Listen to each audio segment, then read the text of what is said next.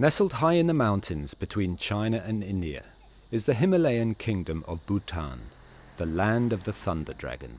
It's a country steeped in tradition and culture. The government is cautious in engaging new technologies. It is anxious to preserve the unique Bhutanese way of life. But today, information and communication technologies, or ICTs, are finding their place alongside centuries-old traditions. Bhutan was the last country in South Asia to connect to the global internet. That was in June 1999, when the kingdom's first internet service provider started operations. It was called DrukNet. Today, internet cafes flourish in the capital Thimphu and other towns.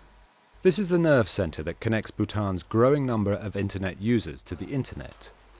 In just a few years, thousands of Bhutanese people have become regular users of internet. DrukNet is offered by the government-owned Bhutan Telecom. The full potential of the internet has still not been realized in the country, I think. We, of course, use the email a lot, and most of the times we now wonder how we managed without the email facilities that we have now. There is much room for growth. In a rugged mountainous country like Bhutan, good telecommunications can make life easier for everyone. Bhutan has started using the internet in delivering distance education. Faced with an acute shortage of trained teachers, the National Institute of Education turned to distance education to train more teachers quickly. The NIE is in Samtse, southwest of the capital. Here, a distance teacher education project has been underway since 2003 with Canadian assistance. Earlier, it was all done as correspondence courses. Then the internet arrived. We had some kind of a assessment study on the existing distance program, and also to assess the readiness of our students and tutors to use ICT. So we did a study on that, and based on that study, we actually it confirmed the fact that we do lack a lot on providing student support services once they complete the residential school and go to their schools.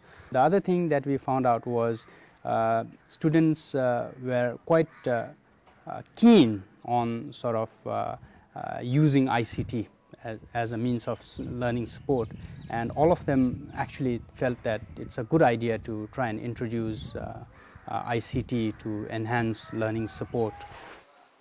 At the NIE, the tutor posts assignments on a learning management system called Moodle. Trainee teachers access these at regional study centres or at home. If they have any queries, these can be answered quickly online. It now takes only 2 days to complete an assignment. Earlier, it took much longer. Tutors can see clear benefits. The information is being uploaded here, and then unlike the email, they can access anytime, and then they could we could interact. If we fix a time, we could interact each other. We also have features like the chat system, whereby the tutor and then the students can interact at a time. One remaining challenge is that many students live in remote areas where internet access is difficult. Some students make a 2-day journey to a nearby town with an internet cafe, where they'd spend 2 to 3 hours downloading documents. The slow connection discourages students from actively using all of Moodle's features. Here in Bhutan, I think at least in teacher education, this is the first time that we're using internet for study purposes.